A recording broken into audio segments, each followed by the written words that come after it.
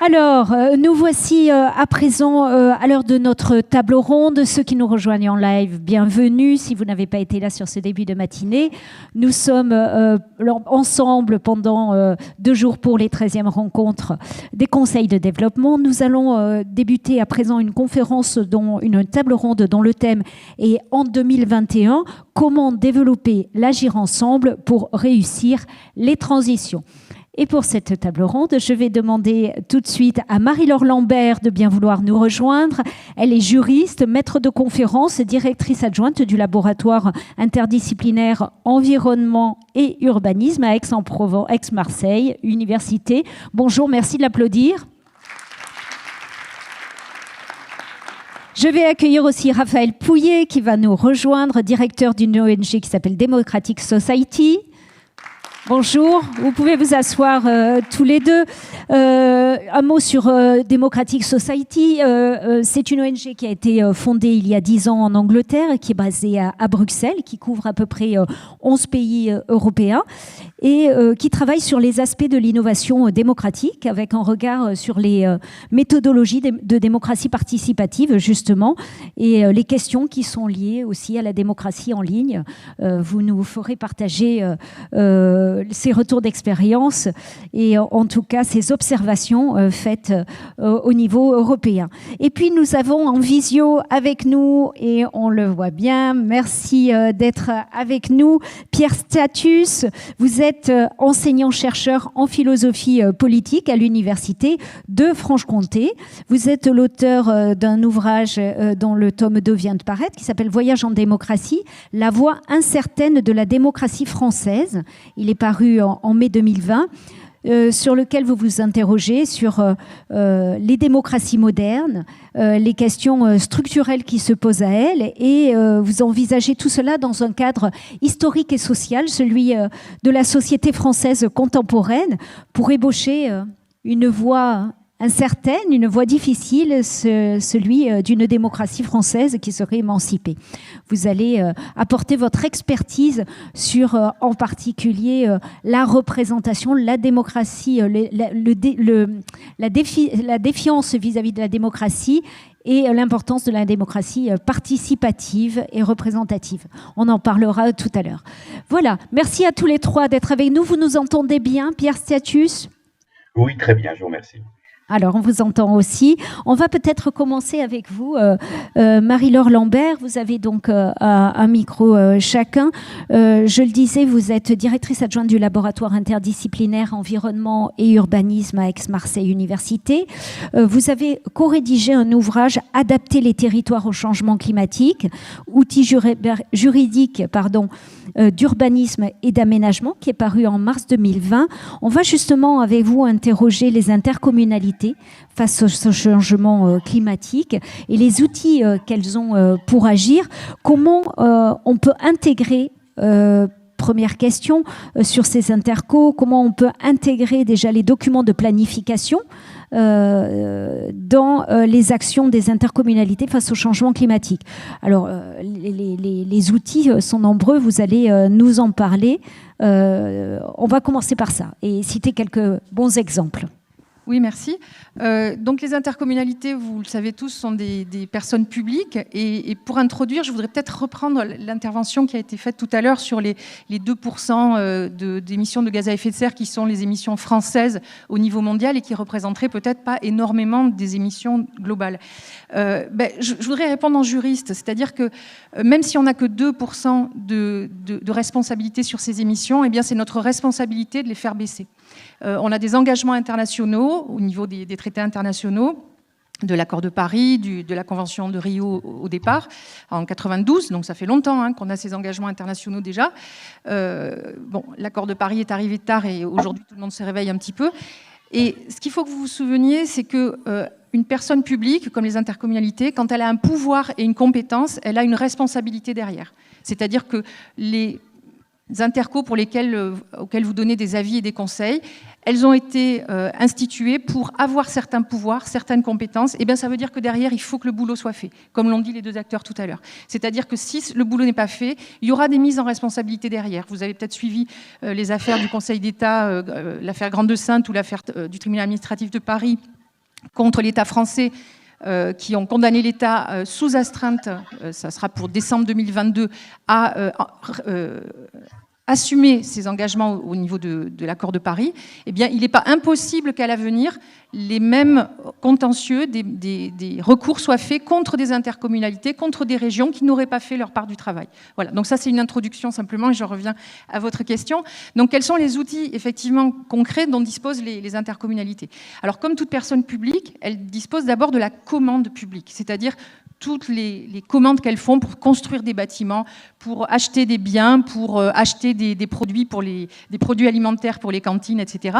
Donc toutes ces actions de contrat qu'elles passent avec des entreprises privées, des agriculteurs, des constructeurs, pour faire élever des bâtiments comme celui-ci ou acheter des produits, eh bien elles peuvent mettre des conditions dans ces contrats de respect des engagements de Paris, de respect d'une éco-conditionnalité, si on en rêve tous, mais pour l'instant il n'y est pas, mais voilà, de conditions environnementales. Donc déjà dans les achats publics, il y a vraiment un effort à faire sur ce domaine-là. Ensuite, sur peut-être l'exemplarité des collectivités publiques, comme il y a une exemplarité de l'État nécessaire, eh bien, l'exemplarité des collectivités publiques, ça serait, par exemple, qu'on ne m'oblige pas là à enlever ma veste.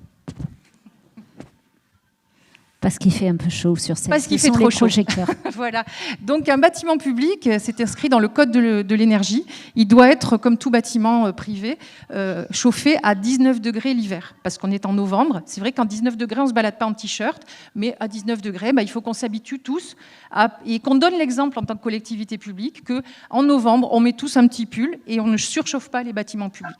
Donc ça, c'est des mesures de sobriété énergétique. Je pense que dans le Shift Project, ils en ont parlé ce matin. Désolée, j'étais dans le train, j'étais en retard. Mais voilà, la sobriété énergétique, les petits gestes simples de réduire les gaspillages qu'on peut tous faire et que doivent faire les collectivités publiques aujourd'hui, chacune à leur niveau, il faut commencer par là parce que ça ne coûte pas grand-chose et parfois même ça ne coûte rien. Donc l'exemplarité, la commande publique et ensuite les documents de planification. Effectivement, il y en a plusieurs à la disposition. Ah ben voilà.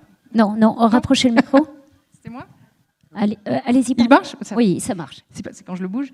Donc ensuite, les documents de planification qui permettent aux collectivités d'agir.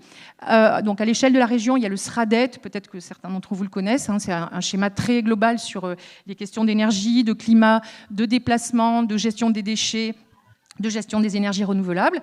Et ensuite, au niveau de l'intercommunalité, il y a des plans climat-énergie territoriaux. Donc, c'est des plans qui sont assez récents, c'est les lois Grenelle. PCAET. PCAET, oui. Parce que PCAET, c'est vrai que oui. Ça passe pas. PCAET, oui, si vous voulez. Le PCAET, c'est donc un schéma à l'échelle d'intercommunale qui reprend les mêmes thématiques, c'est-à-dire climat, énergie et qualité de l'air. Voilà, et qualité de l'air. Parce que tout ça est très lié, effectivement. Si vous agissez contre les émissions de gaz à effet de serre, vous agirez en même temps contre des polluants de l'air. Si vous visez la pollution automobile, la pollution industrielle, la pollution par les transports en commun, par les bateaux, puisque je viens de Marseille, donc nous on a un problème de pollution par les croisiéristes.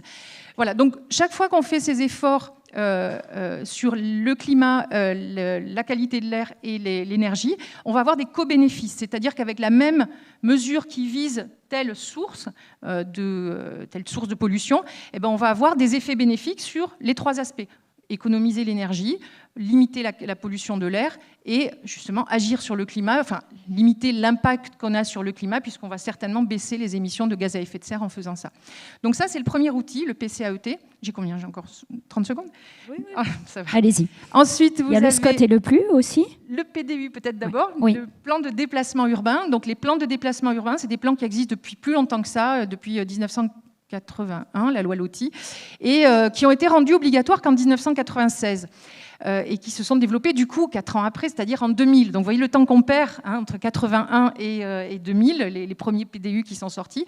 Plan de déplacement urbain qui vise à modifier les comportements et modifier, on a parlé tout à l'heure, la morphologie urbaine, c'est-à-dire le fonctionnement des villes, pour laisser plus de place au transport en commun, plus de place aux vélos. Ça y est, enfin les vélos arrivent sur les scènes urbaines depuis le Covid, merci le Covid. Les piétons et donc modifier l'espace urbain pour avoir moins de voitures individuelles, plus de transports en commun et plus de modes de déplacement doux. Et je reviens sur l'historique de ces PDU juste en 2 secondes. 1981, on me donne la possibilité aux intercos de faire ces PDU. À l'époque, c'était les communes qui devaient les faire, les grandes communes. Il ne se passe rien. Aucune commune en France n'adopte un plan de déplacement urbain. C'est en 1996 que la loi oblige les grandes agglomérations à le faire. Donc là, elles le font et on perd beaucoup de temps. Et pourquoi quel est le problème à ce moment-là, que vous allez retrouver sûrement dans vos conseils de développement? C'est que quand on confie un outil à faire, qui sera un outil pas très populaire, s'attaquer à la voiture, c'est pas populaire, hein, c'est pas électoral. Et bien, quand on le confie aux élus locaux, aux maires directement en prise avec l'électorat local, ce n'est pas une question de mauvaise volonté du maire ou que les maires sont moins impliqués dans les questions environnementales que d'autres, c'est que le maire, il a en face tous les jours ses électeurs. J'ai été mariée longtemps avec un maire, donc je sais aussi de quoi je parle. Tous les jours, des électeurs qui viennent se plaindre sur les permis de construire, sur le parking qu'il n'y a pas à tel endroit, etc. Et donc la pression qui est mise sur les maires par les électeurs, effectivement, fait que parfois ces mesures-là qui devraient être prises et qui sont de bon sens et qui sont d'intérêt général, vont être retardées par ce côté électoraliste. Donc il faut aussi penser à articuler différemment les compétences peut-être pour que lorsqu'il y a des choses à faire de la part du maire, il y ait aussi un contre-pouvoir ou des pressions supplémentaires qui puissent être mises. Le PLU ensuite, le plan local d'urbanisme. Donc ça, c'est l'organisation des zones qui peuvent être construites ou pas dans la commune, de quelle façon on va les construire, à proximité des zones de transport en commun, des gares, est-ce qu'on laisse de l'étalement urbain se faire, c'est-à-dire continuer à grignoter sur les zones agricoles et sur les zones naturelles ou pas. Donc tout ça, c'est effectivement encore des enjeux qui auront un impact sur l'environnement et l'effet de serre, et c'est très important de travailler là-dessus. J'en ai peut-être oublié, mais il y a un nouveau document qui a été rajouté par la dernière loi du 22 août 2021. On est quoi, 21, merci. Ouais. Parce qu'avec tout ce qui va se passer en 2022, je me perds dans les... Donc, 22 août 2021, la loi a aussi travaillé sur la question, vous êtes concernés ici, de l'adaptation des littoraux au changement climatique. Ah, c'est après ? Non, mais je voulais justement vous en parler, donc c'est très bien, vous faites la transition, parce que pour la première fois, on a une loi qui vient expliquer comment on va faire reculer les habitations littorales. Donc ça concerne effectivement une bonne partie du territoire. Voilà, donc cette loi, elle est importante, elle ne règle pas tout, hein, c'est des domaines sur lesquels je travaille aussi depuis 2008, bien avant la tempête Xynthia.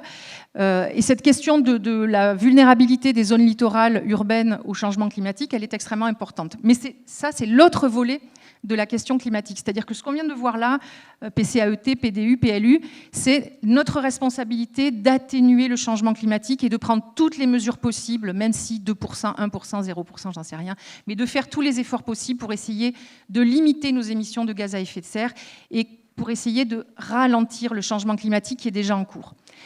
Ce qui se passe sur les littoraux, c'est que, effectivement, les effets du changement climatique sont déjà observés. Et sur les littoraux, on sait qu'il y a de l'érosion côtière et il y a aussi des submersions marines, puisque le niveau des mers est en train de monter aussi. Donc, une vulnérabilité plus grande des côtes.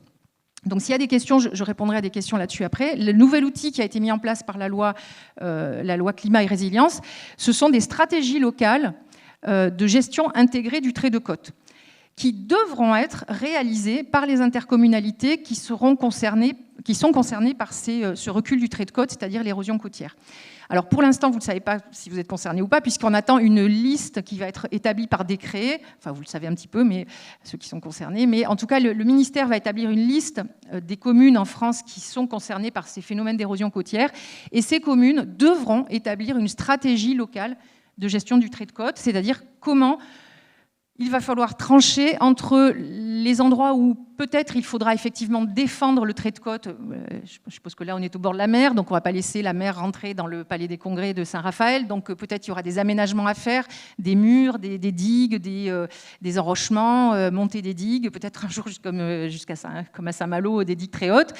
En tout cas, les endroits qui sont densément construits, effectivement, il faudra quand même continuer à faire un peu de la défense contre la mer, mais ensuite, il faudra arbitrer sur les espaces qui sont moins densément construits, où on a moins d'habitations, moins de bâtiments collectifs. Et là, il faudra prévoir des mesures de relocalisation, c'est-à-dire de démolition de ces bâtiments, et de réflexion sur faut-il reconstruire ces bâtiments plus loin en arrière, ou faut-il réfléchir vraiment radicalement à l'urbanisme littoral, c'est-à-dire est-ce qu'on est obligé, même en repoussant derrière l'urbanisation, d'aller toujours dans ce sens de l'attractivité du littoral, et est-ce qu'on ne peut pas imaginer un autre urbanisme plus modulaire, plus démontable, moins en dur, voilà. Donc il y a beaucoup de questions qui vont se poser à l'avenir, et ces outils seront des outils importants à mettre en place dans les intercommunalités.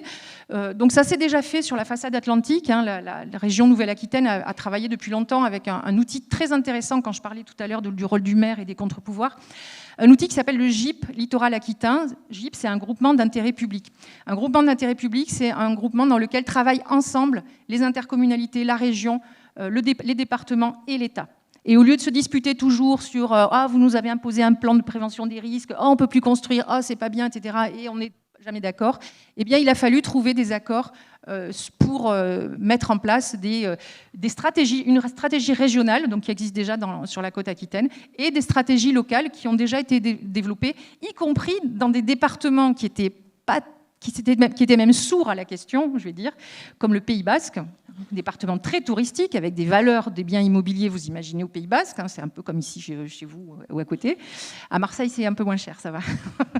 Mais, donc au Pays Basque, des biens de très haute valeur immobilière, et la question, c'était comment arriver à trouver des solutions. Eh bien, ils ont commencé à y travailler et ils ont déjà développé des stratégies. D'autres types de collaborations qui ont lieu aussi. Là, on parlait de collaboration entre intercommunalités, États, etc. Mais d'autres types de collaborations, c'est celle entre la recherche et les collectivités locales aussi. On va glisser petit à petit vers la participation citoyenne, mais il y a ces exemples, par exemple, les groupes régionaux d'experts sur le climat. Oui.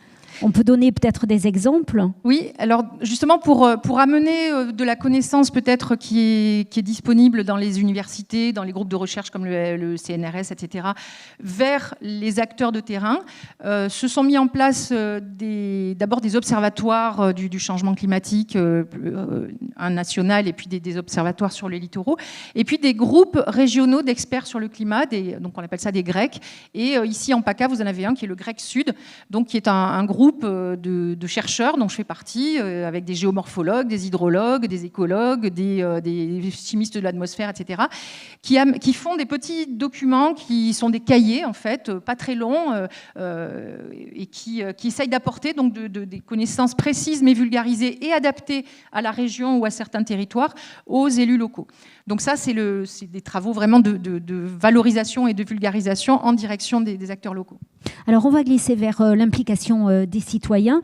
Raphaël Pouillet, à Democratic Society, vous allez pouvoir nous expliquer comment les villes européennes impliquent petit à petit les citoyens dans les actions climatiques. Oui, merci beaucoup. Donc, Democratic Society, comme vous disiez Virginie, donc c'est une organisation basée à Bruxelles avec un centre de recherche à Berlin. On couvre donc une dizaine de pays.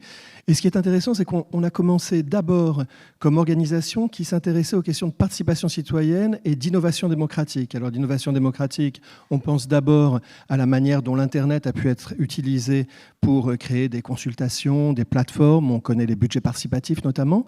Et puis, petit à petit, on a commencé à s'intéresser davantage à la manière dont on peut avoir des modes d'engagement citoyen et de participation citoyenne autour du défi de la transition. Alors je dis la transition, en réalité on parle bien sûr des transitions. Alors ce qui est amusant, c'est de regarder 15 ans en arrière avec Totnes par exemple. Totnes était la petite ville dans le sud-ouest de l'Angleterre qui a commencé à parler de ce mot transition.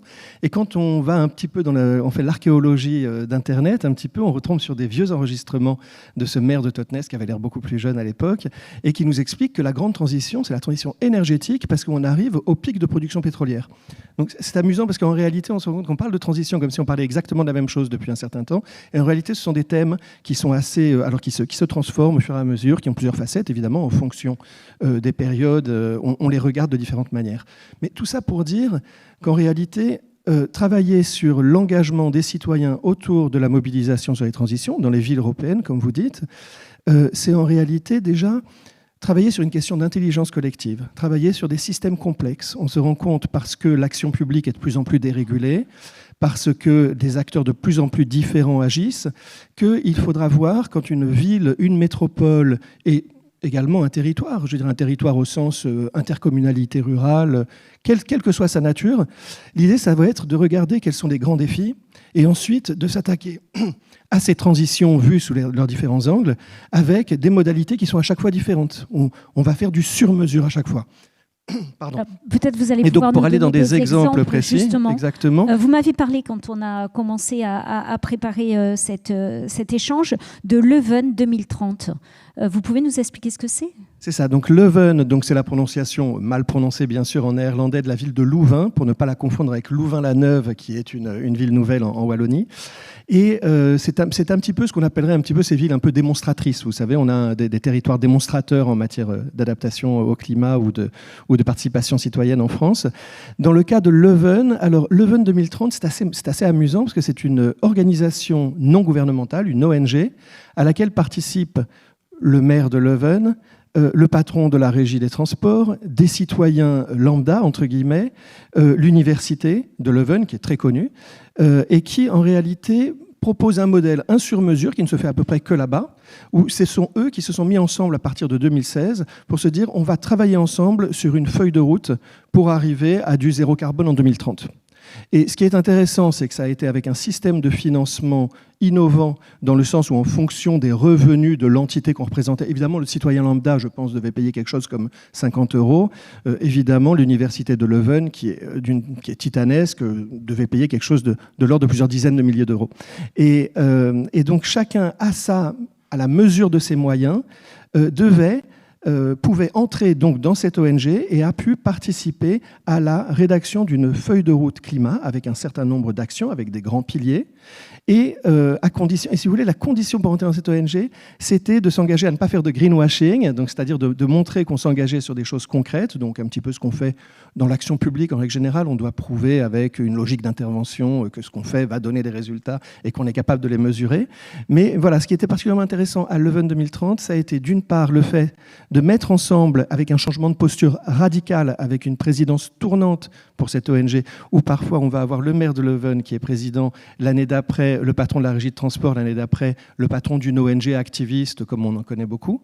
Donc ça, c'était déjà une sorte de petite révolution dans la posture. Et par ailleurs, sur le financement, parce que souvent on dit, mais qui va financer ? C'est bien gentil de demander systématiquement à l'échelon supérieur de financer. Là non, chacun a mis la main à la poche et ça a donné des résultats, avec en plus dans la posture, cette capacité à dire, bon, tel truc n'a pas marché, on va le faire différemment. Et donc, ils sont remis en question à partir de 2019. Ils ont intégré un programme européen qui s'appelle Climate Kick, avec lequel nous avons travaillé. Et ils se sont dit, bon, ça ne marche pas complètement, on va utiliser une méthode de portefeuille d'expérimentation plus locale. Et on va essayer plusieurs choses, plusieurs points d'entrée dans le système, avec cette manière dont les citoyens peuvent revenir vers le haut et dire « ça a marché, ça n'a pas marché ». C'est ce qu'on appelle, nous, la gouvernance de la transition, ou la gouvernance des transitions, et c'est un sujet sur lequel on travaille au jour le jour, avec plusieurs villes, métropoles, territoires ruraux, à essayer de faire vraiment du sur-mesure. Alors, d'autres exemples à Édimbourg, peut-être, ou à Madrid ? Donc à Édimbourg, toujours dans le programme de Climate Kick, on s'est concentré sur la création de valeurs locales. Il y avait des quartiers entiers qui étaient extrêmement... des quartiers post-industriels, si vous voulez, qu'il fallait entièrement recomposer.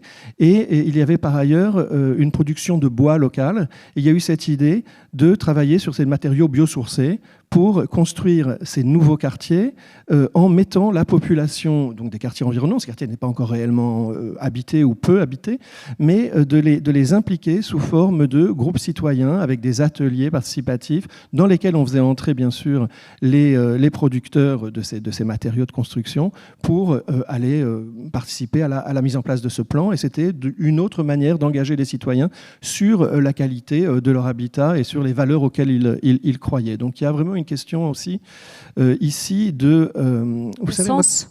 De sens, oui, tout à fait. Mais quand on parle de participation citoyenne, on parle d'une part d'éviter de sortir de ce qu'on appelle la consommation d'action publique. Ça, je cite un petit peu le maire de Los-Angeles, Jean-François Caron, qui dit que d'impliquer les citoyens, les habitants, c'est aussi sortir de ces espèces de face-à-face dont vous parliez en tant qu'ancienne épouse de maire, je crois, où les gens, on va leur présenter un dispositif participatif, ils ne vont pas y participer. Le lendemain, ils vous disent « mais comment, il n'y a pas assez de bancs ?» ou bien ouais. Donc ça va être vraiment d'avoir des choses qui vont être effectivement participatives et faire en sorte de les faire participer, c'est-à-dire d'aller chercher des publics éloignés, d'aller trouver des manières qui créent aussi la confiance, parce que souvent, les dispositifs participatifs ont déçu. Moi, très souvent, quand je travaille avec des maires en France, je leur dis, bon, on va faire un dispositif participatif, donc je ne parle pas uniquement de consultation, mais d'aller plus loin dans la co-création. Ils me disent, vous savez, nous, depuis l'agenda 21, on a fait des commissions extra-municipales avec l'agenda 21, ça n'a rien donné. Les gens s'y intéressent. On va revenir sur des exemples très concrets tout à l'heure là-dessus. Un exemple à Madrid, peut-être. Alors Madrid, c'était plus ancien, mais ça a été vraiment un de mes collègues qui est espagnol, qui est de là-bas, qui était dans cette institution à l'époque, et ils ont travaillé sur la création d'un récit collectif autour de la culture. Alors, vous savez que chaque territoire doit envisager les questions de transition en fonction de son passé, de son histoire. Il ne s'agit surtout pas de faire une taille qui s'ajusterait à tous. Au contraire, il faut vraiment construire ça, et donc d'aller explorer son histoire, mais aussi avec des dispositifs culturels qui vont représenter physiquement, par exemple, la manière dont les eaux de pluie peuvent être récupérées, ou bien la destruction des forêts avoisinantes, avec des choses qui parlent à l'imaginaire, avec des dispositifs où les gens vont s'inscrire et s'introduire dans une installation publique, dans des places. Il y avait aussi une baleine échouée qui était extrêmement bien faite, échouée sur le bord de la rivière, et qu'on a ensuite déplacée à Bruxelles également, au bord du canal.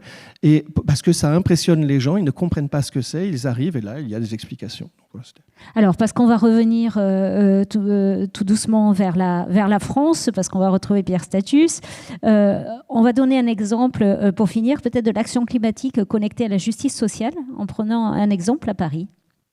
Oui, alors à Paris, sur la justice sociale, plus généralement, à Paris, ils ont décidé de travailler tout récemment sur la notion d'une assemblée citoyenne permanente à Paris, et puis également une autre assemblée dont on parle moins, qui rassemble les représentants des organisations d'activistes de la société civile sur le climat.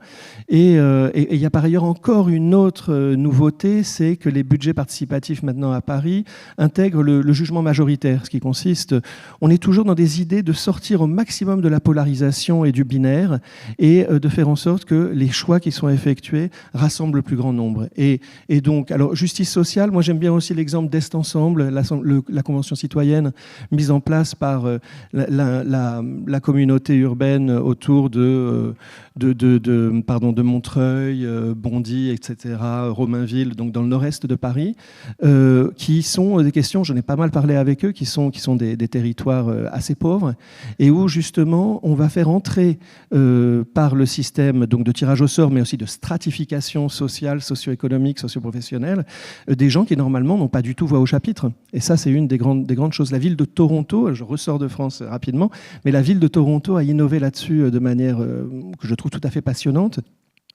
en n'ayant non pas des conventions citoyennes qui sont au moment de l'initialisation d'un projet et de l'imagination de solutions pour le futur immédiat, mais de suivi d'actions en cours. On va y revenir sur cet exemple-là. Je voudrais qu'on se retourne d'abord vers Pierre Status, qui nous écoute bien sagement depuis tout à l'heure. Pierre Status, comment analyser la défiance aujourd'hui face à la démocratie représentative? Elle date de quand, cette défiance, et qu'est-ce qui ne fonctionne pas? Oui, la question est redoutable. Effectivement, le système démocratique suppose la confiance. Confiance dans les institutions, confiance dans nos représentants. Or, manifestement, la situation dans laquelle nous vivons aujourd'hui est très préoccupante, puisque nous sommes dans des démocraties de la défiance. Démocratie de la défiance qui n'est pas propre à la France, mais qui prend en France qui a une virulence particulière, étant donné le modèle politique sur lequel nous fonctionnons depuis la Révolution française. Je vais pas entrer dans le détail de cette défiance, mais juste dire, par exemple, que le mouvement des Gilets jaunes me semble avoir été un moment très particulier d'expression de cette défiance. Puisque, vous vous souvenez, les Gilets jaunes, je dis vous vous souvenez, le mouvement n'est pas terminé, tant s'en faut, les Gilets jaunes, ce ne sont pas les damnés de la terre, comme disait Frantz Fanon. Les gilets jaunes, ce sont des employés, c'est une population très hétérogène, des employés, des petits patrons, etc. Bref, ce qu'on appelle les invisibles de la République. Et ces invisibles de la République ont manifesté une révolte qui a pris une tournure quasiment insurrectionnelle à un moment donné. Même si ça ne concernait pas énormément de gens, la dimension insurrectionnelle nous a tous frappés, notamment le saccage de l'Arc de Triomphe à Paris. Il s'agissait en tout cas d'exprimer un ressentiment face à des logiques de mépris et de domination qu'ils ne supportaient plus. Et le reproche qui était fait traditionnellement, c'était de dire que les représentants ont capturé le pouvoir du peuple, la souveraineté du peuple, qu'ils se sont constitués en oligarchie contre laquelle il est très difficile de lutter, et oligarchie qui n'écoute pas, qui n'écoute plus le peuple dont elle procède néanmoins.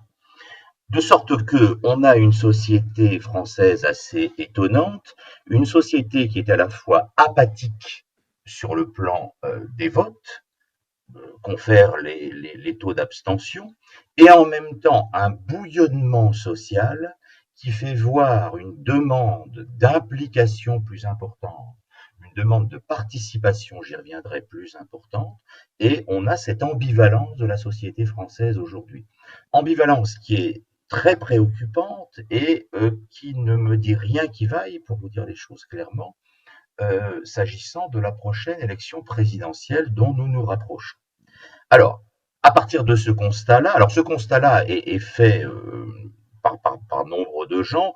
Je signale par exemple les travaux de Jérôme Fourquet, qui a décrit Une France en archipel et qui vient de publier un livre, à mon avis, très très important et qui devrait être lu par tous nos politiques et par tous nos candidats à l'élection présidentielle, qui s'appelle La France sous nos yeux.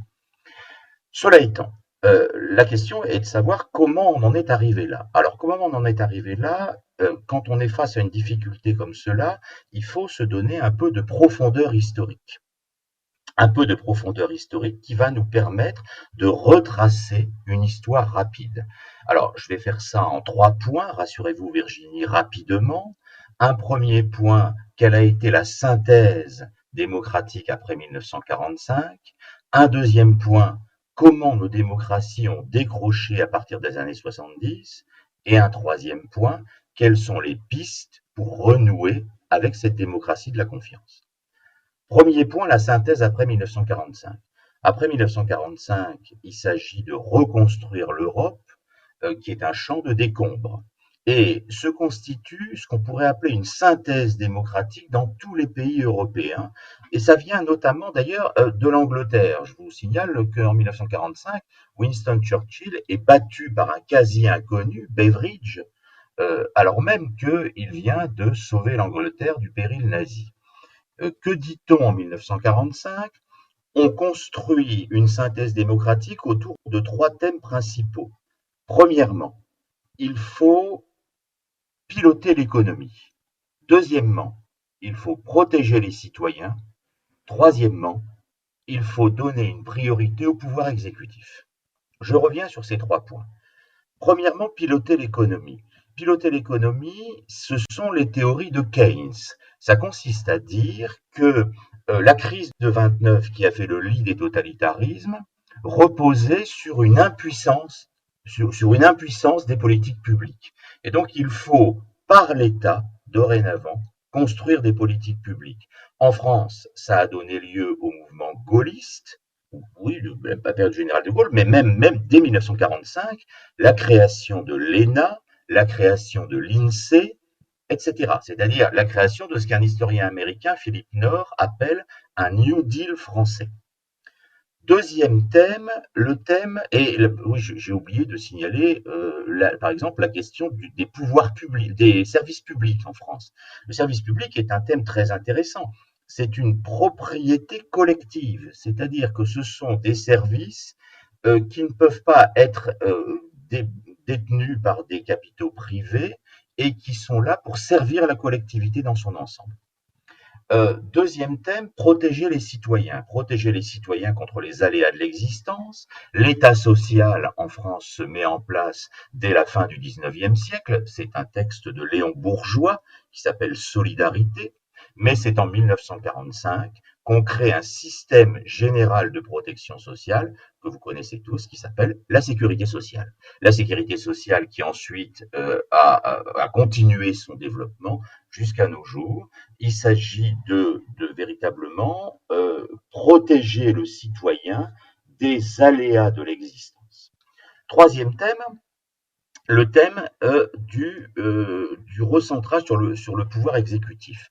L'idée, c'est que la Troisième République a été impuissante à faire obstacle au totalitarisme. C'est l'exemple du 6 février 1934. Et donc, que faut-il faire? On estime que ce parlementarisme, qui est au cœur de l'idée républicaine depuis 1848, a dorénavant fait la preuve de son impuissance, et donc le centre de gravité du pouvoir se déplace du législatif vers l'exécutif. Et le point culminant de ce déplacement du législatif vers l'exécutif, c'est évidemment le référendum de 1962 qui décide l'élection du président de la République au suffrage universel direct. De sorte que on a une synthèse démocratique qui s'articule autour de ces trois thèmes: piloter l'économie, les politiques publiques, protéger les citoyens et un centre de gravité qui se déplace du législatif vers l'exécutif. Alors vous nous dites c'est à partir des années 70 que ça bascule dans autre chose. À partir des années 70, que se passe-t-il? Il se passe quelque chose d'assez simple. Vous savez, la démocratie, Marcel Gauchet l'a remarquablement montré, c'est l'articulation de trois vecteurs. C'est le droit, la politique et l'histoire. La démocratie, ce sont ces trois éléments qui font que la démocratie est un régime mixte d'équilibre entre ces trois éléments. Alors le droit, c'est quoi? Le droit, pour l'essentiel, c'est le sujet porteur de droit. C'est l'idée que la société trouve à son origine un contrat social que l'individu passe avec lui-même et avec tous. De telle sorte que quand il obéit à la loi, finalement, il n'obéit qu'à lui-même.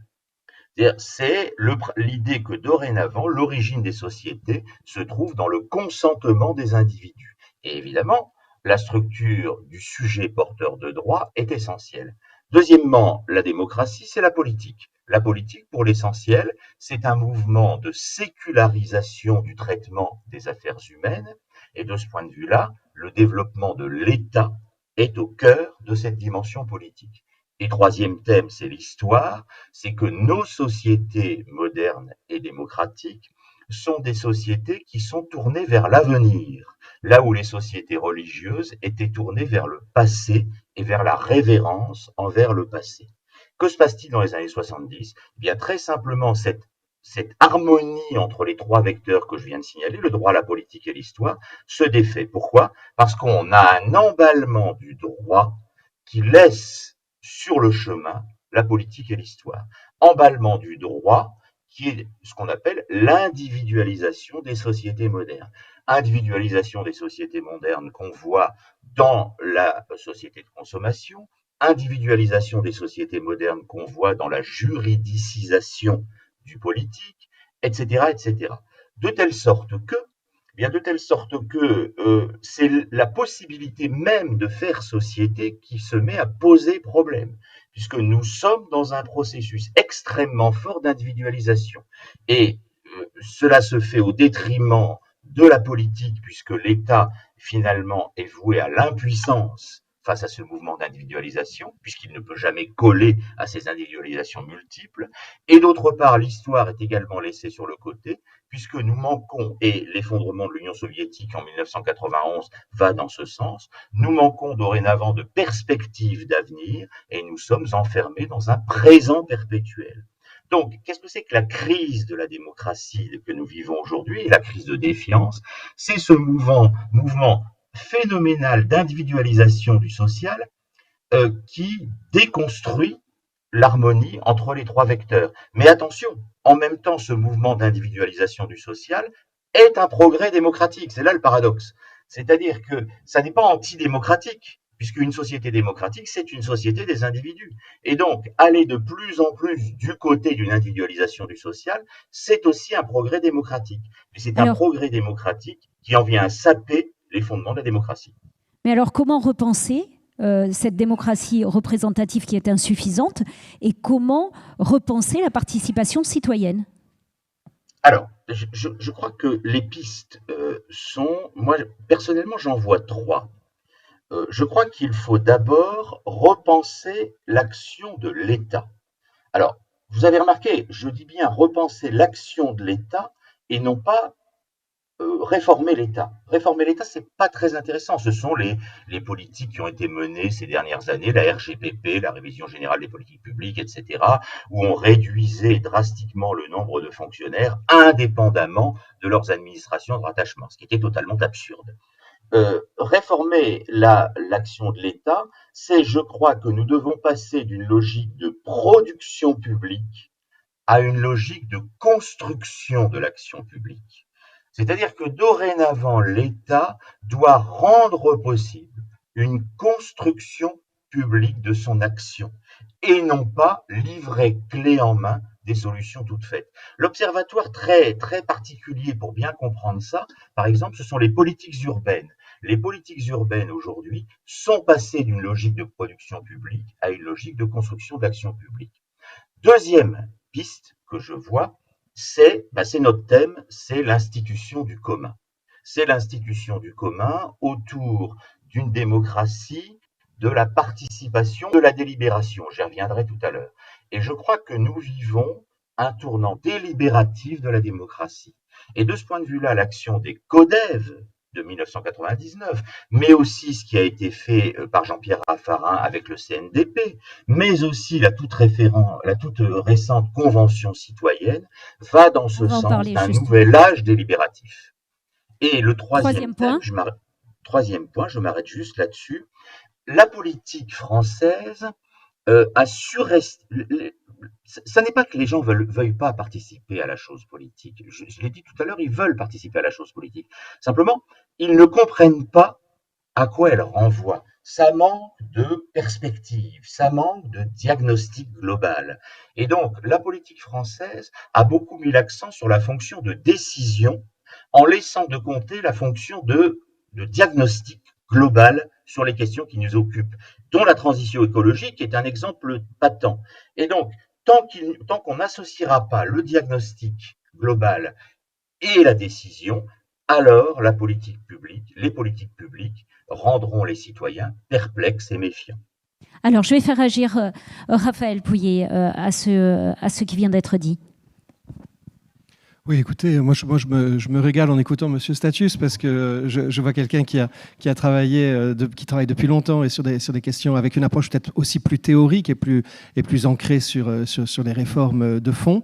Et je retrouve deux grands thèmes qui me passionnent personnellement et qui nourrissent l'action de Democratic Society, notamment en France. Alors, cette vague délibérative, là je vais utiliser, vous avez parlé de tournant délibératif, l'appellation traduite de l'anglais c'est la vague délibérative, mais c'est précisément la même chose.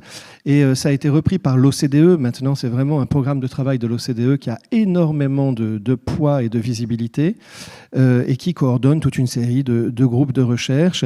Effectivement, peut-être qu'un des grands enseignements de cette vague délibérative, c'est réellement l'idée que c'est dans la discussion, c'est dans l'échange entre des gens d'horizons différents qu'on crée le fond, vraiment le fond de sauce, si vous voulez, de la future action publique. C'est là que ça se cuisine et c'est là que ça prend de la consistance. Et les remarques qu'on peut entendre, peut-être superficielles, sur le fait que des gens qui ne sont pas spécialistes ou bien qui s'y intéressent en passant ne pourraient avoir qu'un avis qui pourrait être de l'ordre du bruit de fond et de la perturbation. En réalité, on s'est rendu compte dans tous les exemples qui ont été profondément documentés, notamment par l'OCDE, qu'au contraire, toutes les personnes qui acceptent de se joindre à ces conventions citoyennes notamment, le font avec énormément de sérieux et se retrouvent réellement investis d'une mission. Alors on compare souvent ça au jury d'assises dans les pays où ça existe, comme la France. Il y a des différences évidemment. Hein. Il y a aussi dans les conventions citoyennes l'idée qu'on peut, sans donner de grandes explications, simplement dire qu'on n'est pas intéressé et qu'on n'y va pas, ce qui est différent des jurys d'assises. Donc évidemment, tout ça est un modèle en cours de perfectionnement, mais c'est vraiment une explosion de créativité et d'inventivité avec énormément de bons résultats.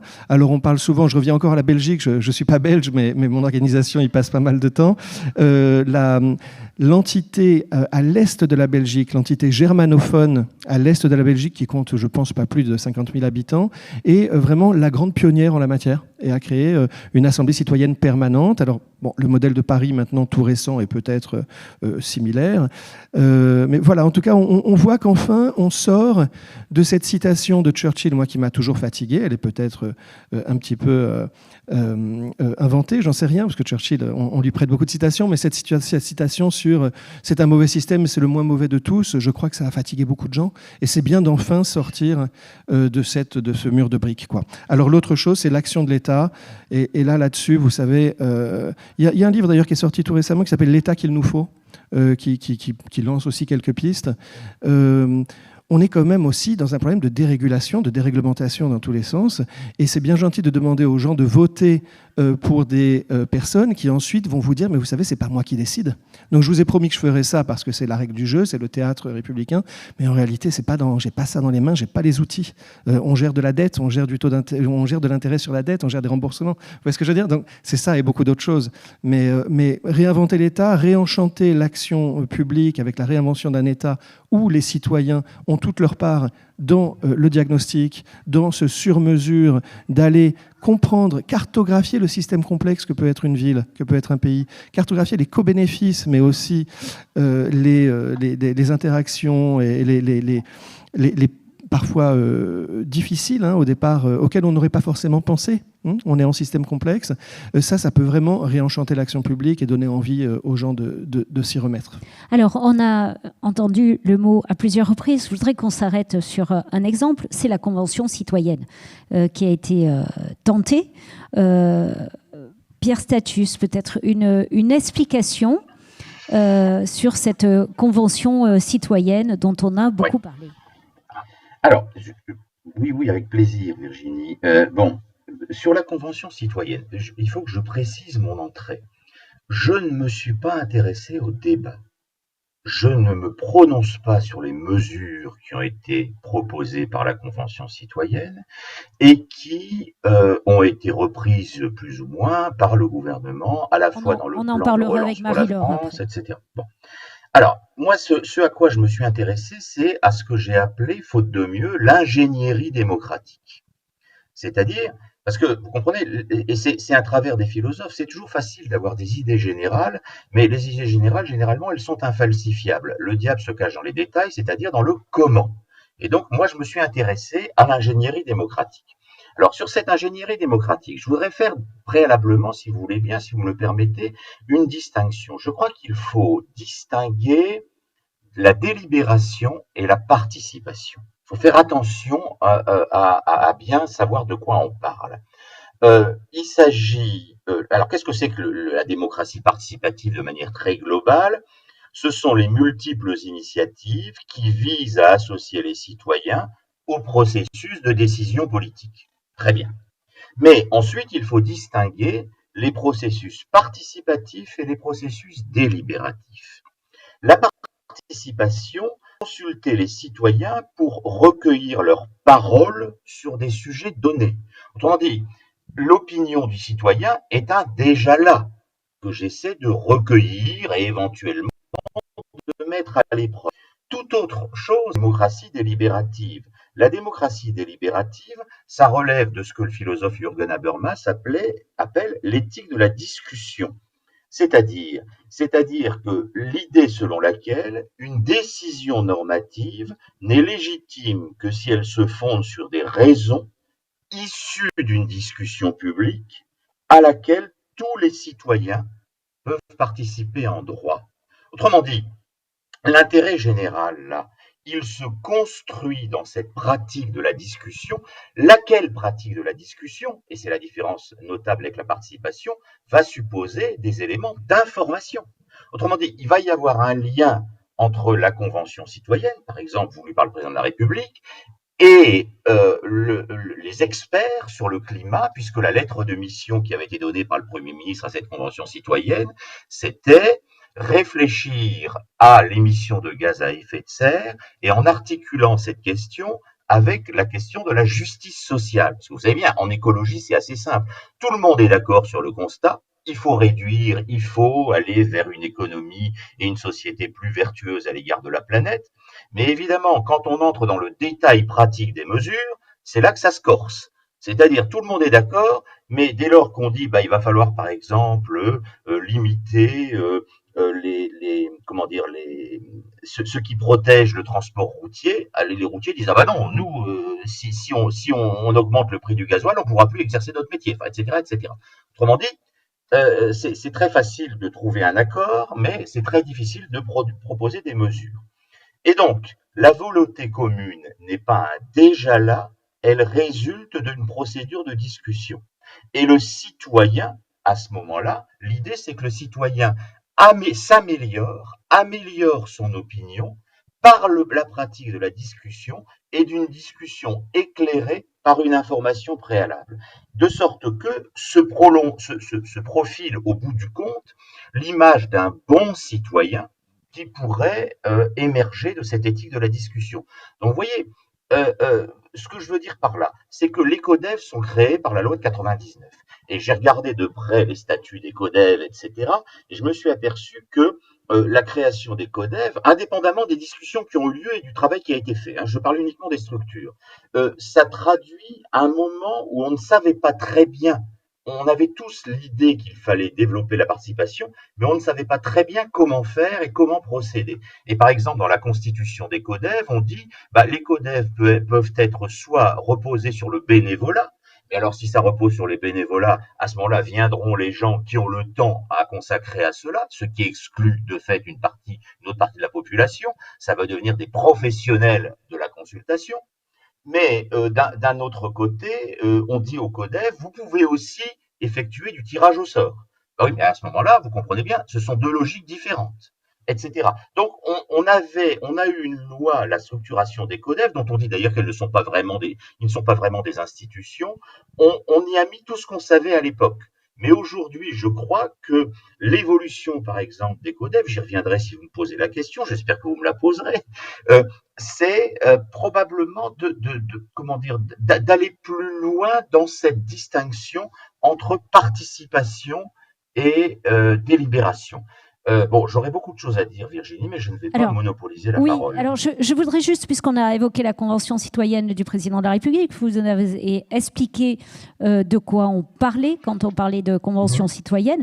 Pourquoi vous dites, parce que ça a été l'objet de nos échanges, qu'à l'horizon de toute convention citoyenne, c'est-à-dire de participation et de délibération plus exactement, il y a la déception? Parce que, alors d'abord, pratiquement, concrètement, il y a eu une formule malheureuse du président de la République qui a dit « je reprendrai ces propositions sans filtre ». Alors évidemment, il faut faire une herméneutique du sans filtre. Les conventionnels ont dit le sans filtre, c'est on reprend nos propositions telles quelles, elles sont reprises soit dans un référendum, soit proposées à l'Assemblée nationale. Et l'Élysée a dit ah non, le sans filtre, c'est pas du tout ça. Ça veut dire que rien ne sera fait en catimini, que vous serez au courant de tout, mais ça ne veut pas dire que je reprendrai toutes les propositions. Ce qui est d'ailleurs vrai, puisqu'il revient aux politiques de faire les arbitrages. Il ne vous a pas échappé que ni vous ni moi, nous ne sommes présidents de la République. Par conséquent, c'est pas à nous d'arbitrer. Et donc, c'est tout à fait normal dans le cadre d'une démocratie représentative qu'il y ait un arbitrage. Et ce que je veux dire, c'est que il y a dans la question de la participation toujours l'idée que on parle, on fait des propositions, mais on ne sera pas entendu. Ce que je crois, c'est que la déception est consubstantielle à la participation. Et il faut le dire d'emblée. Alors, si en plus vous ajoutez le sans filtre, alors là, c'est la catastrophe. Alors, Raphaël Pouillet, une réaction là-dessus, sur ce sentiment pour vous de dépossession? Oui, alors on pourrait même aller plus loin que vous, Monsieur Status. Ça consisterait à dire que la déception est l'horizon aussi des expérimentations. Si on ne me parle pas dès le départ, si on ne dit pas qu'on s'inscrit dans une logique d'expérimentation. Si on sait qu'on est en train d'expérimenter, qu'on va apprendre des erreurs et qu'on va aller sur un processus itératif et faire de mieux en mieux, ça permet de mieux gérer la déception. J'imagine que des psychologues savent parler de ça mieux que moi. Mais donc il y a cet aspect-là. L'autre aspect également, c'est peut-être un petit peu un mal français de vouloir tout de suite être au niveau de l'État. Vous avez dit la Convention citoyenne du président Macron, c'était presque un lapsus. On aime bien, quand on parle de co-création de politique publique, aussi aller chercher les initiatives existantes, les initiatives qui sont sorties de la base. Guillaume Gourgue en parle assez bien, le politologue Guillaume Gourgue, c'est que c'est bien gentil les processus participatifs quand c'est toujours l'exécutif, ou en tout cas même l'exécutif local, qui va dire tiens, ça serait bien que vous participiez sur tel sujet.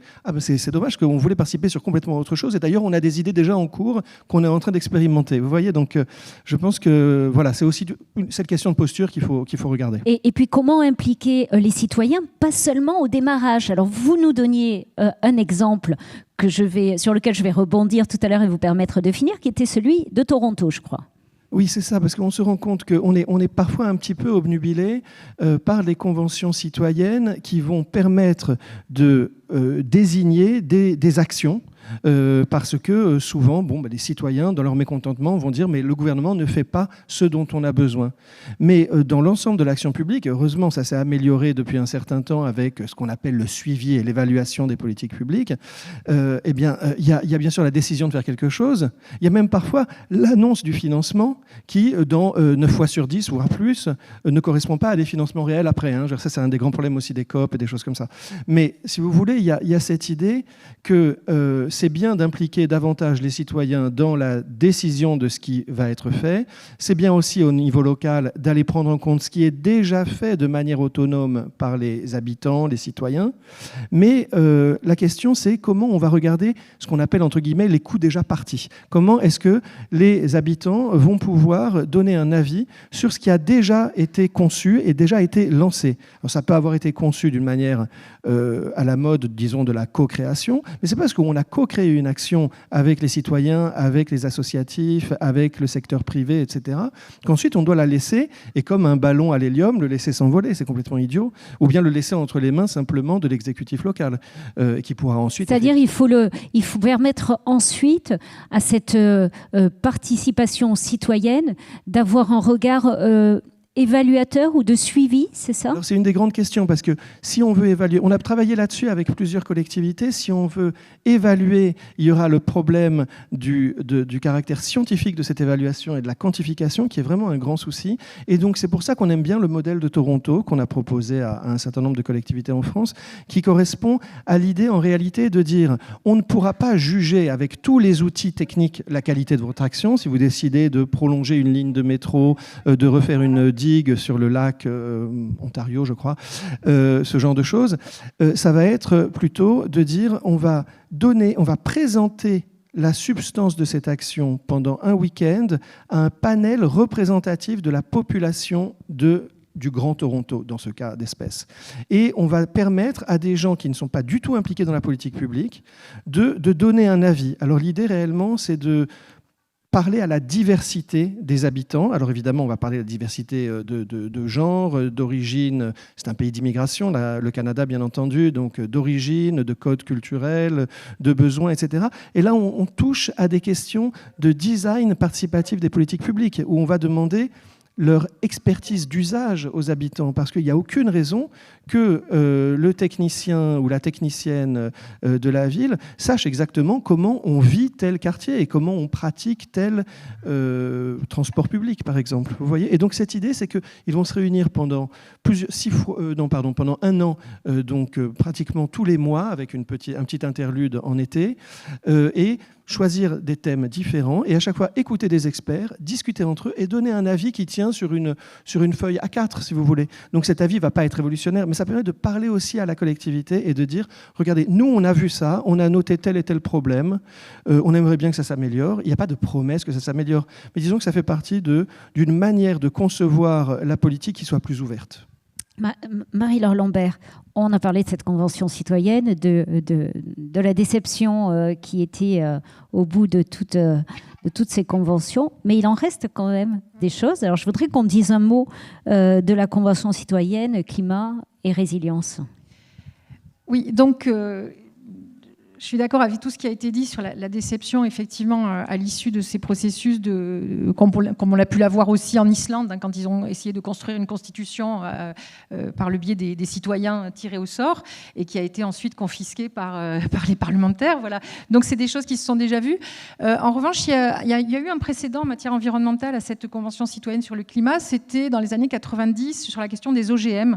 Il y a eu un panel citoyen qui avait été réuni pour demander à des gens si les OGM, donc les organismes génétiquement modifiés, hein, les plantes génétiquement modifiées, est-ce que ça pouvait rentrer dans notre alimentation, dans les cultures, l'agriculture, pas la culture, mais l'agriculture. Et bon, les positions qui avaient été prises étaient un peu mitigées, mais on sentait qu'il y avait quand même une réticence de la part des citoyens. Sur le moment, ça n'a pas donné lieu à une interdiction de quoi que ce soit, mais il en est quand même resté un moratoire pendant plusieurs années au niveau européen de la part des pays qui ont dit non, les citoyens ne sont pas prêts à manger des OGM en Europe. Aux États-Unis, ils mangent ça depuis longtemps dans leur ketchup, leur tacos, etc. Mais c'est les Américains. Ici, en Europe, quand même, il y a une espèce de réticence. Et donc, finalement, le fait, voilà, ce que je voulais dire, c'est que le fait au moins de mettre en discussion publique, de mettre à l'agenda, de montrer que tout un chacun peut se poser cette question-là à ce moment-là, même s'il ne fait pas partie du panel, et ben ça fait émerger, il me semble, hein, parce que je ne suis pas sociologue ni anthropologue, mais ça fait émerger une forme quand même de débat public, même s'il n'est pas forcément organisé, et que peut-être le commun des mortels de nous tous va s'en saisir à un moment en se disant tiens, qu'est-ce qu'ils ont dit sur et qu'est-ce qui se passe, et qu'est-ce qui s'est pas. Voilà. Donc au moins mettre à l'agenda, c'est déjà une première chose. Alors qu'est-ce qu'il en reste effectivement aujourd'hui dans la loi qui a été issue de ça? Climat et résilience. Donc moi, je fais partie des déçus, effectivement, de voir que d'abord, il n'y a pas eu simplement une traduction par le pouvoir législatif, mais il y a eu aussi un comité de légistique qui a accompagné les travaux de la Convention citoyenne. Et en tant que juriste, je me dis quand même, les gars, vous n'avez pas été très révolutionnaires. À chaque fois, on leur dit « Ah, mais non, mais ça, c'est pas possible parce qu'il y a tel principe. » Ah, mais non, mais ça sera pas possible parce qu'il y a le principe de la liberté d'entreprendre. Ah non, ça sera pas possible parce qu'il y a le principe de l'égalité, machin. » Voilà, donc il y a eu quand même aussi ces espèces de barrages d'experts que voilà, c'est des gens de mon métier, hein, c'est des juristes. Et je me dis, on aurait pu aussi... Si la loi n'est pas bonne, changeons-la, en gros. Pardon ? Si la loi n'est pas bonne, changeons-la. Ou si elle empêche de faire, changeons-la. Il y avait moyen de laisser aller les gens plus loin dans les propositions. Alors, je prends juste un exemple des propositions qui ont été faites par la Convention citoyenne et ce qu'il en reste dans la loi. La Convention citoyenne a beaucoup travaillé sur les questions de la publicité. Je parlais tout à l'heure de l'exemplarité, des modèles de société qui sont portés dans les médias et autres. Et elle a fait pas mal de propositions en disant mais c'est la publicité pour la consommation, la surconsommation qui fait que nous tous, on est toujours amenés à acheter le dernier truc qui sort, le dernier iPhone, et que donc notre empreinte carbone, parce qu'on en a parlé tout à l'heure avec le premier intervenant, hein, les émissions de la France, c'est pas beaucoup, mais l'empreinte carbone, c'est-à-dire tout ce qu'on importe de Chine et d'ailleurs, c'est ça qui fait nos émissions de carbone, en fait, qui sont un peu dissimulées, eh bien, c'est cette consommation-là qu'il faudrait commencer à réduire. Et donc, la Convention citoyenne dit il va falloir travailler sur la question de la publicité et être beaucoup plus drastique et demander. Donc, il y a eu des propositions, certaines ont été retenues, pas d'autres. Mais en gros, l'idée, c'était que tous les produits qui avaient un impact négatif sur l'effet de serre, sur le climat, eh ben, il faudrait essayer de supprimer la publicité sur ça. Qu'est-ce qu'il en reste dans la loi ? Alors, ils ont travaillé aussi sur les questions des panneaux publicitaires. Les panneaux publicitaires lumineux, un panneau de 2 mètres sur 2, les chiffres le montrent, consomment autant, les panneaux publicitaires lumineux, qu'un un couple avec un enfant, c'est-à-dire 3 personnes. Un seul panneau consomme autant d'électricité qu'un foyer avec un enfant. C'est énorme. La Convention citoyenne avait soulevé ce point en disant qu'il faudrait les interdire. Qu'est-ce qu'il en reste dans la loi ? Il en reste. Il est interdit à partir de, je crois, 2022 et peut-être même 2023, parce que tout est décalé dans le temps. Il est interdit de faire voler des avions sur les plages avec des panneaux publicitaires. Ah bon, ça existe encore, ça? C'est incroyable, quoi. On en est... Voilà, ce qui sort sur la publicité, c'est cette aberration-là d'avions qui se baladent avec des panneaux publicitaires. Ça sera enfin interdit. Ça devrait être interdit depuis 20 ou 30 ans. Mais les véhicules qui se baladent, les voitures avec des panneaux publicitaires, c'est pas interdit. Les panneaux publicitaires de 2 sur 2, c'est pas interdit. Voilà.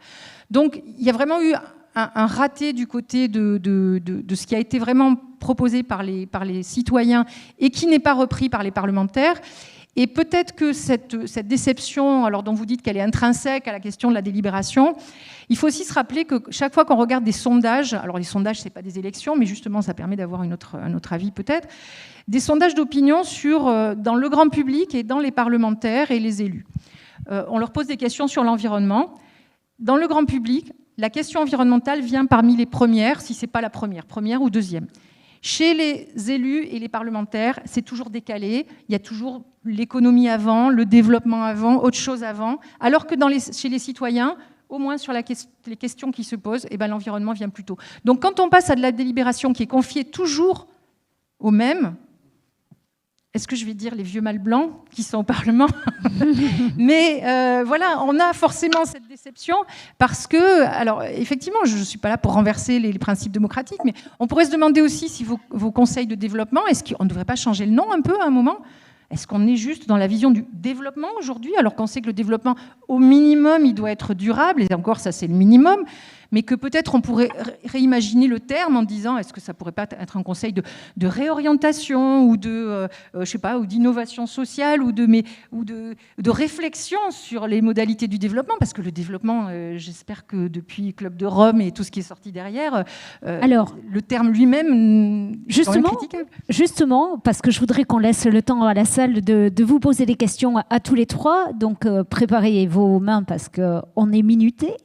Je voudrais que vous nous disiez tous les trois, peut-être un peu brièvement, mais quel rôle les conseils de développement ils peuvent jouer auprès des intercos, ou est-ce qu'il existe pour vous, Raphaël Pouillet, d'autres villes européennes où il y a des conseils de développement qui participent, comme en France?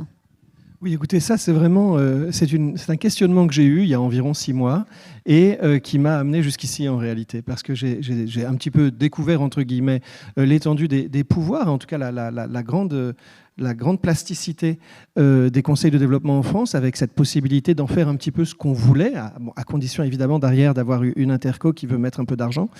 Et j'ai commencé à me tourner vers mes homologues ailleurs en Europe, alors les grands pays style Espagne, Italie, Royaume-Uni. Et j'aurais dit, alors oui, je voudrais travailler avec les conseils de développement en France et ensuite faire un réseau d'apprentissage avec les équivalents dans les autres pays d'Europe. Et tout le monde m'a regardé en disant, comment vous avez des conseils de développement? Montre-moi les textes, extraordinaires. Ça parle d'écologie, ça parle d'environnement. Il y a la possibilité d'inclure des citoyens lambda. Il y a la possibilité de faire un mélange un petit peu de tout. Il y a même la possibilité de faire du tirage au sort dans certains cas. Ça a été vraiment une sorte de moment un peu eureka où les gens se sont dit, mais c'est pas possible, c'est extraordinaire ce que vous avez. Donc ça n'existe pas. Oui, voilà, sauf en Bostanie, je peux dire, si vous voulez. Ouais, donc l'idée, ça a été, j'ai parlé avec Dominique Valk, Yves Longchamp, et j'ai dit, il faudrait que Democratic Society travaille avec le CNCD, avec les conseils de développement, et qu'on voit... Alors moi, mon idée au départ, c'était d'amener des idées venues d'Europe en France, parce que ça fait partie un petit peu de ce que fait Democratic Society dans les différents pays où ils travaillent, pour créer des ponts. Et puis je me rends compte très souvent que ce qu'on fait en réalité consiste à apporter des bonnes choses des conseils de développement vers des exemples européens. Donc c'est quelque chose dont on parlera aussi cet après-midi. Pierre Status, une vision sur le rôle des conseils de développement, celui qui peuvent jouer face à ce déficit et cette défiance démocratique. Oui, alors, mais juste auparavant, Virginie, si vous me permettez, par rapport à madame qui vient de parler, juste dire que oui, je suis d'accord avec elle, la question c'est bien de reconstruire une opinion publique éclairée. Donc ça, nous sommes d'accord. En revanche, moi, je suis en désaccord avec ce que vous dites s'agissant de la Convention citoyenne. Parce que il y a eu un conseil de gouvernance. Pourquoi? Parce que la lettre de mission du Premier ministre était très claire. Il s'agissait, pour les conventionnels, de pré-légiférer sur des politiques publiques. Et donc, il fallait que les propositions aient déjà une forme juridique et constitutionnelle suffisante. Et par conséquent, le travail avec les experts était parfaitement normal. Donc, si vous voulez, c'est toujours la distinction entre participer et délibérer. Je ne veux que, pas plus vous que moi, nous soyons porteurs d'opinions particulièrement éclairées sur des techniques. Je n'ai pas la science infuse, vous non plus, et donc la délibération est là peut-être pour pallier cette difficulté. Et ça m'amène vers le CODEV. Les CODEV, je trouve que c'est créé en 80 par la loi de 99, ça traduit un état du débat. Alors là. Alors attendez, on a été coupé. Pierre, ne quittez. Voilà. On vous permet de reprendre. On a été coupé avec l'ECODEF 1999. Oui, 99. Donc, ça correspond à un moment où finalement les savoirs de sciences politiques sont encore très embryonnaires, balbutiants, etc. 20 ans après, nous avons des boîtes à outils beaucoup plus conséquentes. Et moi, je reprends ce que disait monsieur tout à l'heure sur les réseaux. Moi, je crois que les CODEV pourraient être un formidable outil pour articuler démocratie délibérative et démocratie participative. Autrement dit, un contenant sans contenu qui pourrait, puisque on dit des CODEV qu'elles ne sont pas vraiment des institutions, qu'elles sont tellement souples qu'elles ne sont pas institutionnelles, etc., etc. Bon, eh bien, à ce moment-là, on pourrait très bien se servir de cet instrument-là. Et ça rejoint également l'idée que j'ai, c'est que je crois que dans les élections présidentielles à venir, dans un mandat présidentiel, il faudra pour tous les candidats prévoir 2 ou 3 conventions citoyennes sur des thèmes qui nous occupent. Par exemple, l'environnement, mais par exemple aussi la protection sociale, par exemple les politiques européennes, etc. Et ça pourrait être décliné tant sur le plan national que sur le plan local. Et là, les CODEV seraient un relais absolument fondamental. Marie-Laure Lambert, les CODEV, quel rôle peuvent-ils jouer ? Alors, moi, je voudrais sortir effectivement de ce côté très processuel de la décision. Et je suis contente finalement d'être plus ouverte à la participation directe qu'un philosophe. En tant que juriste, c'est assez anormal. Hein. D'habitude, les juristes sont plus conservateurs que ça. Donc, quel rôle pourrait-il jouer ? J'ai envie de vous dire, lâchez-vous et puis faites des propositions, celles qui vous tiennent à cœur et celles qui sont même pas forcément des choses qui sont très rationnelles, mais faites bouger les limites. Et ce que je pense qui serait intéressant, je ne sais pas comment vous délibérez, mais je vais bientôt participer au comité de développement de la métropole Aix-Marseille qui va se créer l'an prochain, donc je verrai bien comment ça se passe.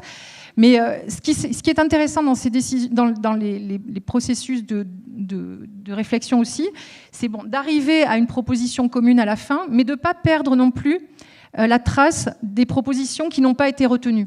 Et ça, c'est très important. Je pense que voilà, pour l'évolution sociale, pour qu'on regarde dans l'avenir, en quoi il pouvait y avoir des choses qui étaient proposées par une minorité du Conseil de développement, ou peut-être 2 ou 3 personnes qui ont osé à un moment faire une proposition qui paraissait un peu folle, qui n'était pas dans le cadrage juridique ou constitutionnel du moment, mais qui peut-être peut être inspirante pour l'avenir et pourra faire bouger les lignes. Voilà. Est-ce qu'il y a des questions dans la salle ? On va vous passer le micro. Hop.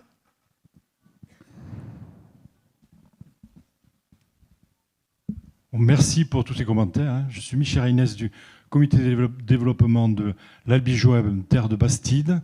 Donc, je voulais revenir sur différentes choses qui ont été dites à travers les différents témoignages. Je crois qu'il y a un élément qui n'a pas été nommé, mais qui était sous-entendu, c'est que nous sommes en France dans une démocratie qui hérite d'un jacobinisme évident. Jacobinisme qui a pour fondement le fait que c'est une élite qui est capable d'analyser et qui va apporter au peuple les solutions qui lui vont bien pour vivre le quotidien. On est aujourd'hui, ça a été introduit par Pierre Statu de façon suffisamment éclairante, dans un monde qui a été énormément individualisé pour tout un ensemble de questions par rapport à l'émergence, et notamment de moyens de technologie. Je citerai Hannah Arendt, qui dans un livre le valorise de façon extrêmement forte en disant que la technologie va balayer tout l'héritage des traditions que l'histoire a portées dans le temps.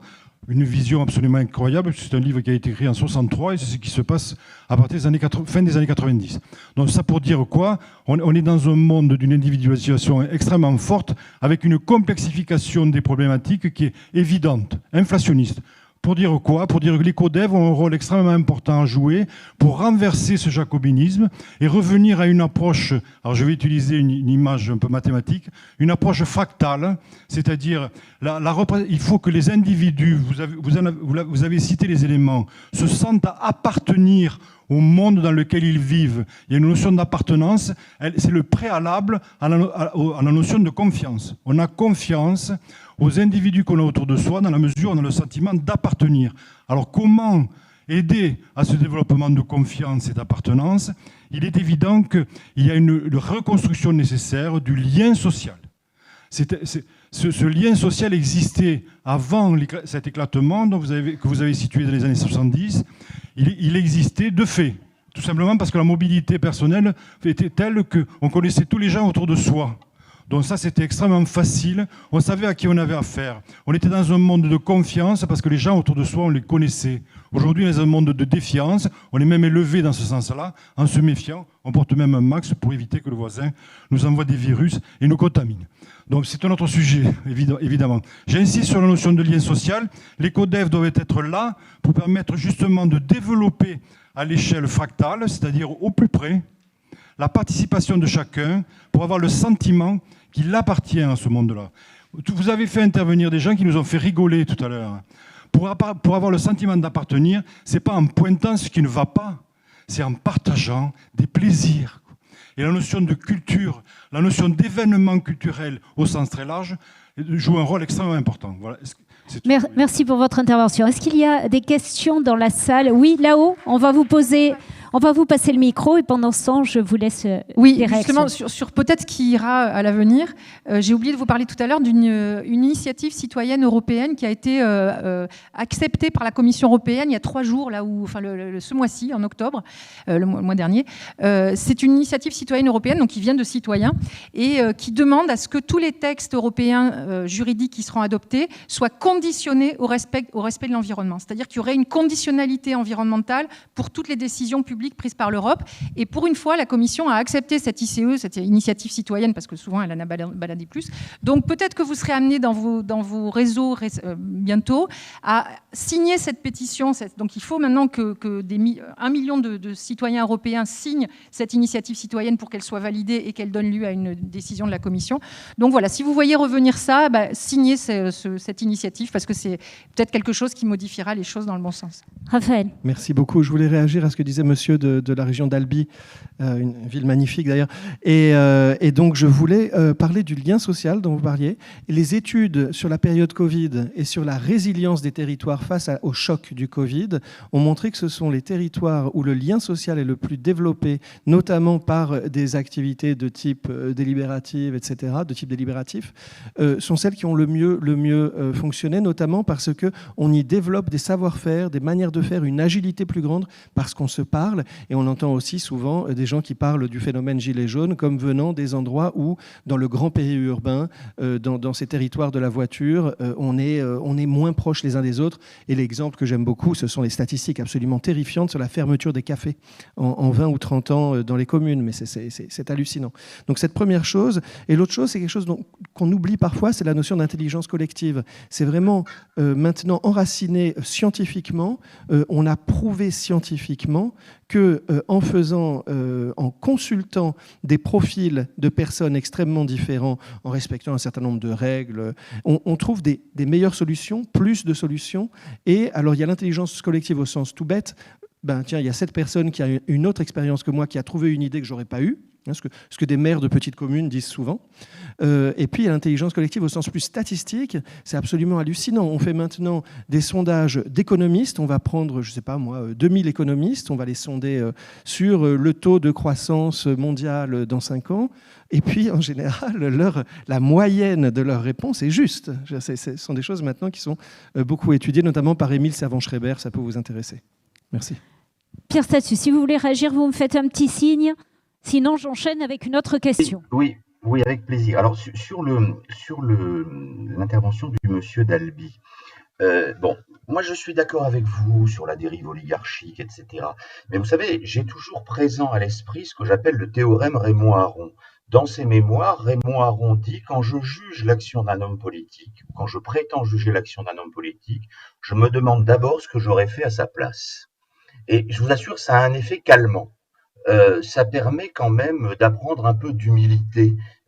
Et moi, je supporte pas cette espèce d'anti-parlementarisme qu'on trouve un peu traînant ici et là.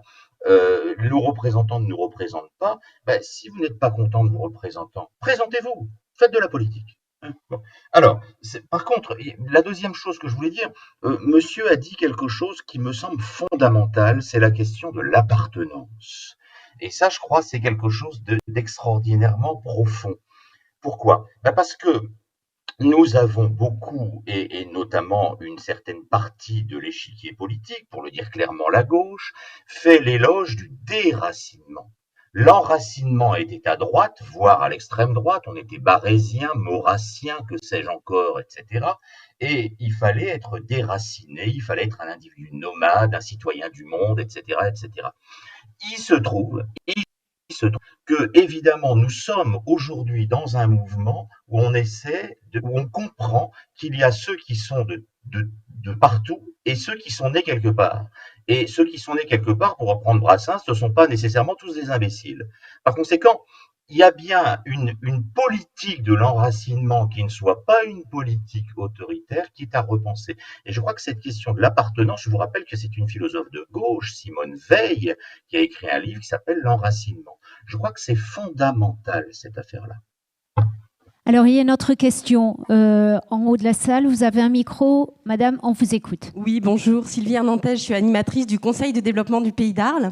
Alors, vous avez donné beaucoup d'exemples qui concernaient plutôt des villes. Or, moi, ce que je constate, c'est que dans l'esprit du citoyen, on s'identifie, on parlait d'appartenance, donc je rebondis là-dessus, effectivement, à la commune d'appartenance. Or, dans le cadre de la transition écologique, c'est souvent bien au-delà de l'échelle communale qu'il faut agir. Et je voulais vous poser une question sur la capacité des conseils de développement à faire prendre conscience du territoire et du territoire pertinent pour agir, du territoire où on a du pouvoir d'agir aussi en ce qui concerne la transition écologique, en sachant que ces territoires pertinents ne sont pas toujours égaux au découpage administratif. Alors, des réactions. L'un, l'autre.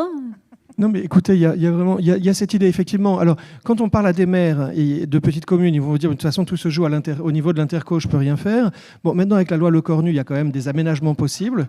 Et puis, il y a aussi des possibilités de syndicats. Il y a ces histoires de syndicats de bassin versant, des choses comme ça. Sur l'eau, par exemple, on n'est pas sur la même échelle que les intercos, heureusement. Donc, il y a quand même pas mal de choses possibles en étant un petit peu malin. Et il y a tout à fait la possibilité de groupement de communes ad hoc, c'est autorisé. Sur certaines actions.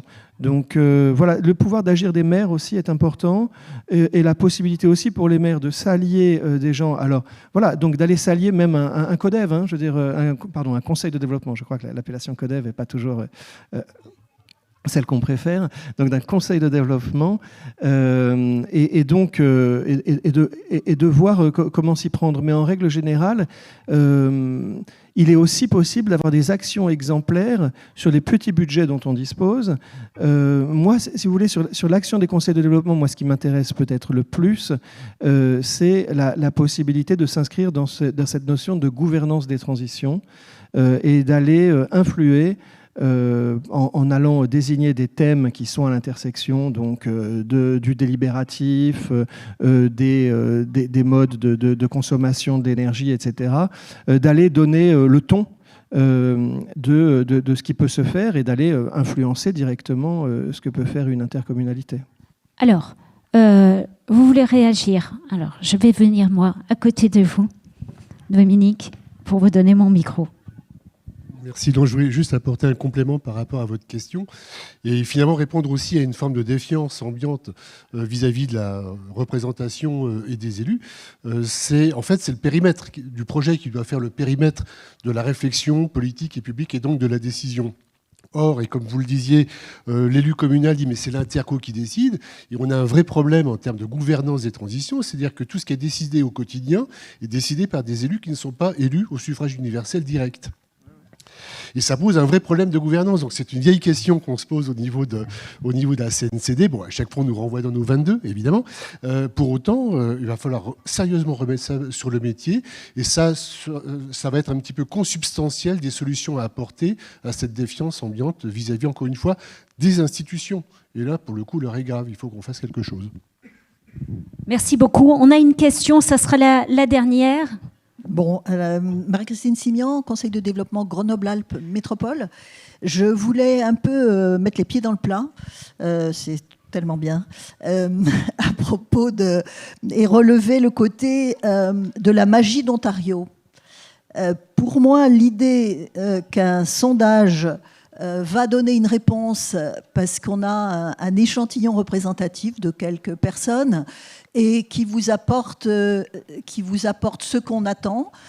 C'est un outil, on peut s'en servir, on peut cocher la case participation, on a fait l'effort, et ensuite, on a rempli un peu une forme de devoir, alors qu'on est tellement loin de l'idée que tout le monde doit pouvoir participer. Je trouve ça tellement réducteur. Moi, je préfère le dialogue large, je préfère l'ouverture la plus généralisée possible. Oui, les conseils de développement, c'est pas non plus la magie du conseil de développement, mais ça représente quand même une possibilité de se mettre dans des larges réseaux, de la proximité à bien au-delà. Ce que fait Democratic Society est très bien, ça c'est tout à fait intéressant, je le salue. Mais il me semble que cette manière dont on s'empare dans la mode actuelle de l'idée du panel, et moi je crains de voir arriver des conseils de développement panel. Voilà, bon, on les a là, on leur pose une question, ensuite ils ferment leur gueule et on passe à autre chose. Ça m'ennuierait. Voilà. Je viens de dresser quelque chose d'un peu caricatural, mais je pense que ça va faire réagir les uns ou les autres. Et puis c'est bien d'être on va faire réagir déjà sur scène. Oui, Virginie. Oui, l'intervenante à l'instant était justement une des pionnières des réseaux apprenants et du tout premier webinaire qu'on avait monté entre Democratic Society et les conseils de développement, et d'ailleurs le représentant de Leuven 2030. Et une réponse toute simple, c'est vraiment une pièce dans un dispositif beaucoup plus large. Donc le panel, on ne présente jamais quelque chose comme la solution miracle, surtout pas, mais on est vraiment dans une démarche d'expérimentation, on va tester des trucs, et il est tout à fait possible qu'on fasse un panel à la Toronto quelque part en France, et qu'au bout d'un an, on dise, bon finalement c'est assez nul, on va laisser tomber. C'est pas, je sais, mais à condition de tirer les bonnes conclusions et d'en faire quelque chose ensuite. Donc c'est pour ça que de se placer dans un cadre d'expérimentation dès le départ, en expliquant bien de quelle manière on va évaluer la qualité des actions qu'on va mener, c'est essentiel. Et surtout, dans tous ces nouveaux dispositifs politiques, il y a la notion de la promesse, ne pas faire des fausses promesses.